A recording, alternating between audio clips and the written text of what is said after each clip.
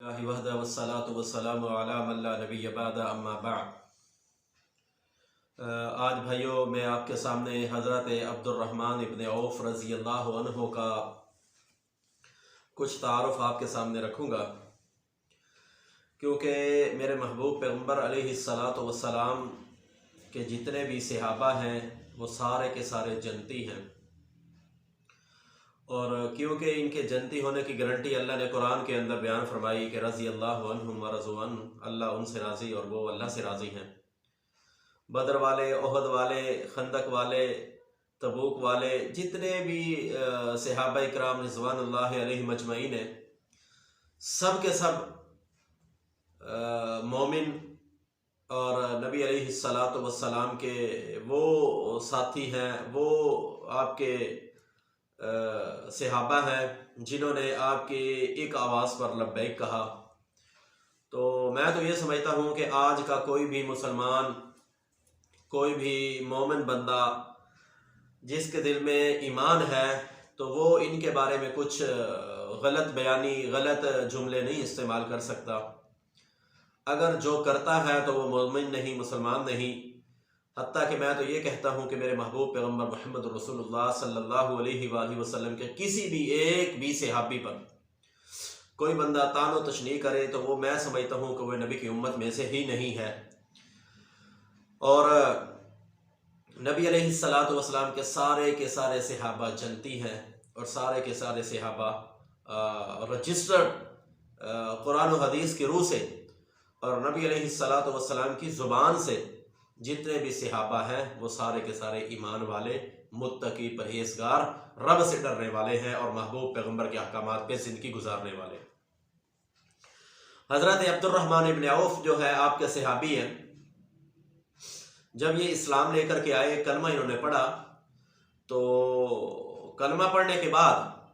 جب یہ محبوب پیغمبر کے پاس آئے تو ان کے اہل خانہ، ان کے بھائیوں نے ان کے بچوں کو لے لیا، بچوں کو ان سے جدا کر دیا، بچے لے لیے گئے کہ اس وجہ سے کہ آپ بے دین ہو گئے، آپ نے دوسرا دین اختیار کر لیا، تو یہ بچے ہماری نسل میں سے ہیں، ہمارے ہیں، تو یہ بچے ہمیں دے دیجیے۔ سسرال والوں نے بیوی کو لے لیا، بیوی کو چھین لیا گیا، بچوں کو چھین لیا گیا، اسی وجہ سے کہ انہوں نے اسلام قبول کر لیا، کلمہ پڑھ لیا۔ نعوذ باللہ ان کی نگاہ میں یہ بے دین ہو گئے، حتیٰ کہ اصل دین تو یہی تھا، اسلام یہی ہے، جنت کا راستہ یہی تھا، کامیاب یہ تھا۔ وہ بے دین تھے اور یہ کامیاب تھے۔ اسلام لانے کے بعد سب سے پہلے بیوی بچے جو چھین لیے گئے، اور یہ تنہائی کی صورت کے اندر محبوب پیغمبر محمد رسول اللہ صلی اللہ علیہ وآلہ وسلم کے پاس آئے اور کہنے لگے، عبد الرحمن ابن عوف کہنے لگے، محبوب پیغمبر میں آ گیا ہوں، اسلام قبول کیا ہے میں نے، تو میں سب کچھ چھوڑ کے آپ کے پاس آیا ہوں اسلام کی خاطر، دین کی خاطر۔ تو نبی صلی اللہ علیہ وسلم نے فرمایا، عبد الرحمن پریشان نہ ہو، تو نے سب کچھ دنیا کا مال چھوڑا ہے، لیکن دنیا کے جتنی بھی زیب و زینت تھی تو نے چھوڑی ہے، اس کے بدلے میں اللہ نے تجھے جنت الفردوس عطا فرمانی ہے، اس کے بدلے میں اللہ تجھے جنت دے گا۔ تو پھر اس کے بعد میرے محبوب پیغمبر نے سعد بن ربیع رضی اللہ عنہ کے ساتھ ان کا ایک بھائی چارہ قائم کیا، حضرت عبد الرحمن ابن عوف کا اور حضرت سعد کا۔ تو حضرت سعد کہنے لگے کہ میری دو بیویاں ہیں عبد الرحمن ابن عوف، میں ایک کو طلاق دیتا ہوں، عدت گزرنے کے بعد آپ اس سے نکاح کر لیجئے، میری جتنی بھی جائیداد ہے، زمین ہے، باغات ہے،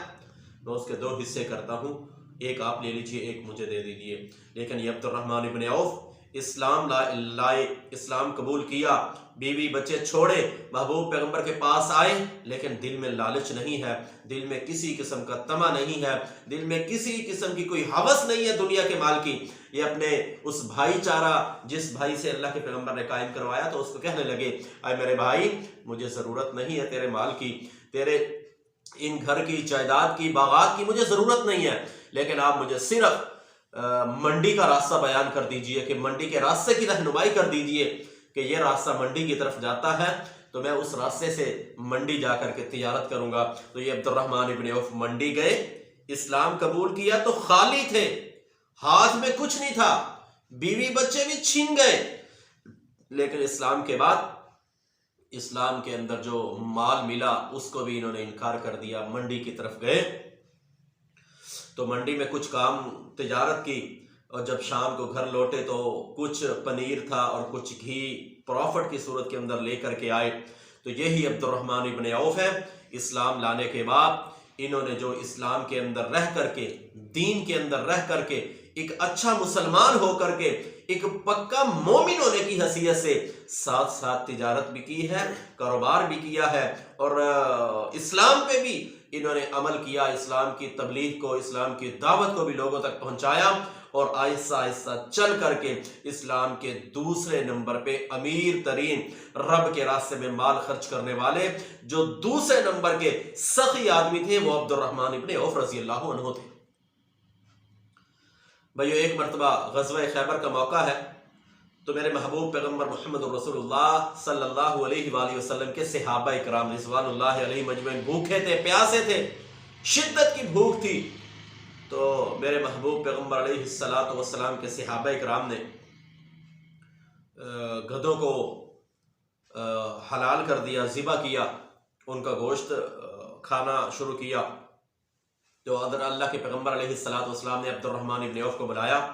اور بلا کر کے کہا، اے عبد الرحمن ابن عوف، آپ منادہ کر دیجئے، اعلان کر دیجئے کہ آج کے بعد نبی علیہ السلام نے گھریلو گدھوں کو حرام قرار دے دیا ہے، وہ مسلمانوں کے لیے حلال نہیں ہے، وہ اس کو نہیں کھا سکتے. تو یہ عبد الرحمن ابن عوف نے منادہ آواز بلند کی اور نعرہ تکبیر بلند کر کے لوگوں کو یہ کہا، لوگوں آج کے بعد نبی علیہ السلام نے گدھے کو حرام کر دیا ہے، کوئی بندہ بھی گھریلو گدھے وہ نہیں کھا سکتا، نہیں استعمال کر سکتا. اور یہی عبد الرحمن ابن عوف تھے، انہوں نے یہ حدیث بیان کی اور یہ نبی علیہ السلام کا فرمان صحابہ اکرام کے اندر پہنچایا اور عبد الرحمن ابن عوف نے یہ بات کو بیان کیا.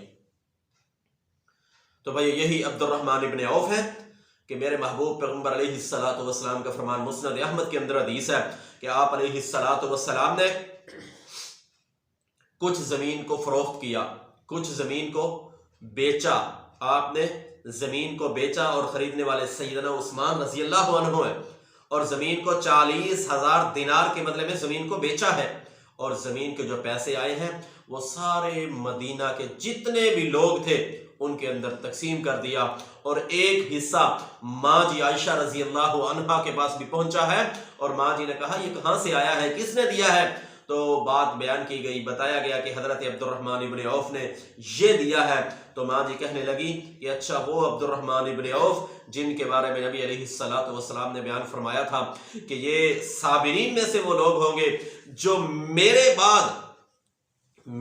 بعد آپ پر خرچ کرنے والے لوگ ہوں گے، اور نبی علیہ السلام نے فرمایا وہ صابرین ہوں گے. اور عبد الرحمن ابن عوف کے بارے میں بیان فرمایا کہ اللہ کل قیامت کے دن سلسبیل میں سے حضرت عبد الرحمن ابن عوف کو اللہ سراب کر دے گا، سلسبیل سے اللہ اس کو سراب کرے گا. یہ مسند احمد کے اندر میرے پاک پیغمبر نے پیشن گوئی دی ہے.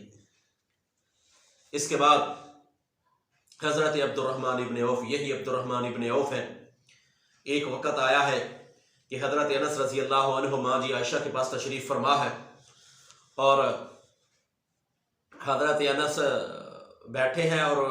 مدینہ کے کچے در و دیوار، کچے مکان تھوڑا حرکت کرنا شروع کیے. تو ماں جی حضرت انس کو کہتی ہیں کہ انس کیا معاملہ ہے کہ مدینہ کے اندر کیا زلزلہ آ گیا؟ کہا ماں جی نہیں، زلزلہ نہیں آیا. تو فرمایا یہ کچے در و دیوار یہ کیوں حرکت کر رہے ہیں، کچی چھتوں کے اندر یہ حرکت کیوں آ گئی ہے، وجہ کیا ہے؟ تو حضرت انس کہنے لگے ماں جی حضرت عبد الرحمن ابن عوف کا وہ 700 کا تجارتی قافلہ مدینہ کے اندر داخل ہوا ہے، مدینہ کی سرزمین میں 700 اونٹ کا قافلہ داخل ہوا ہے، اور ہر اونٹ کے اوپر 25 من وزن ہے ہر اونٹ کے اوپر، اور وہ قافلہ آیا ہے اور اس کے وزن کی وجہ سے کچے مکانوں کی چھتیں حرکت کے اندر آ گئی. تو یہ بات حضرت انس نے سنی، حضرت انس نے ماں جی عائشہ کے بیان کی. تو ماں جی عائشہ کہنے لگی کہ اچھا وہ عبد الرحمن ابن عوف جس کے بارے میں نے اپنے محبوب پیغمبر سے سنا تھا، یہ کل قیامت کے دن پروں کی صورت کے اندر اڑ کر کے، یہ پرندوں کی صورت کے اندر اڑ کر کے جنت کے اندر داخل ہو جائے گا. اچھا وہ عبد الرحمن ابن عوف جو پروں کے ساتھ جنت کے اندر داخل ہو جائے گا، اچھا اس عبد الرحمن ابن عوف کی بات کر رہے ہو، اس کا قافلہ مدینہ کے اندر داخل ہوا. تو یہ بات سنی، یہ حدیث سنی تو حضرت انس فوراً اٹھے اور باہر آئے اور عبد الرحمن ابن عوف کو یہ حدیث بیان کی، یہ بات بیان کی.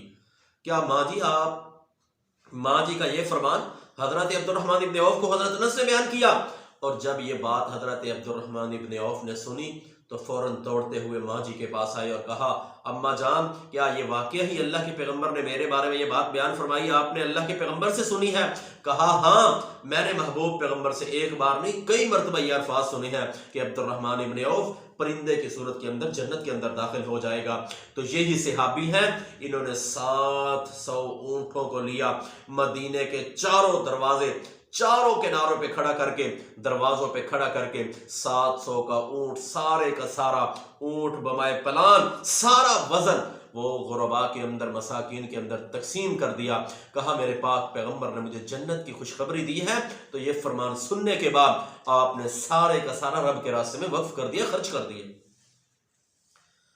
اگر ایوریج کے طور پہ ایک اونٹ کی قیمت 2 لاکھ لگائی جائے تو 14 کروڑ کے یہ تو صرف اونٹ بنتے ہیں، اور ہر اونٹ کے اوپر 25 من وزن تھا، اور سارے کا سارا رب کے راستے میں خرچ کر دیا۔ اور یہ عبد الرحمن ابن عوف ہیں، یہ محبوب پیغمبر علیہ السلام کی یہ صحابی ہیں، اور یہ عبد الرحمن ابن عوف نبی علیہ السلام کے ایمان لانے والا واقعہ، غربت، افلاسی، تنہائی کی صورت کے اندر اسلام کے اندر داخل ہوئے، اور آج اسلام کی تاریخ کے اندر دوسرے نمبر پہ سخی یہ آدمی ہے رب کے راستے میں خرچ کرنے والے۔ میرے محبوب پیغمبر محمد رسول اللہ صلی اللہ علیہ وآلہ وسلم کے دنیا کے جانے سے بعد آپ کی جتنی بھی ازواج تھیں سب کا خرچہ حضرت عبد الرحمن ابن عوف